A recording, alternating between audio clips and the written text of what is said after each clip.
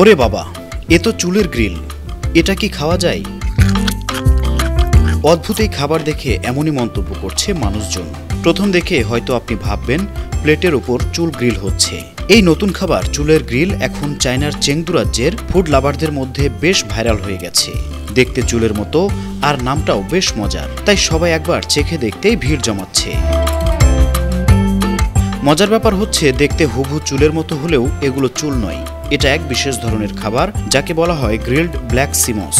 রেস্টুরেন্টের manager chain you জানান, এই খাবারের জন্ম আসলে একদল বন্ধুদের মজার একটা ভাবনা থেকে। বন্ধুদের মধ্যে যারা বিভিন্ন অদ্ভুত জিনিস নিয়ে পরীক্ষা করতে ভালোবাসেন, তারা একদিন এই কালো মোষকে তেল মাখিয়ে গ্রিল করেন আর সেই ভিডিও সোশ্যাল মিডিয়ায় পোস্ট করেন।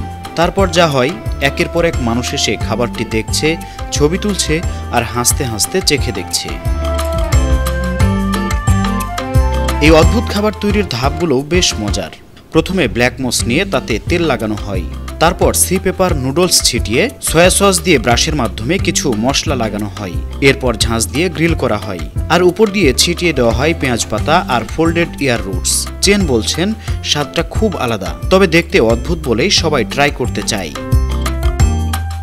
হেয়ার ভেজিটেবল নামে পরিচিত এই ব্ল্যাক মোসকে প্রথম দেখায় মনে হবে যেন শুকনো চুলের গোছা, তবে গরম সুপে পড়লে এটি ভার্মেসেলির মতো নরম হয়ে যায়। চেংদুর স্ট্রিট ফুড বিক্রেতারাও এখন এই অদ্ভুত চুলের গ্রিল কৌশল কাজে লাগিয়ে ব্ল্যাক মোস তৈরি করছেন, যা অনেকের কাছে রীতিমতো সাহসের পরিচয়ও। এক দর্শনার্থী মজা করে বলেন, অনলাইনে দেখেই ভাবলাম এমন অদ্ভুত কিছু যদি চেখে না দেখি তাহলে কেমন জানি ফুডি হওয়ার দাবি থাকে না, তাই এসেছি চুলের গ্রিল খাবো। News desk, 52 TV.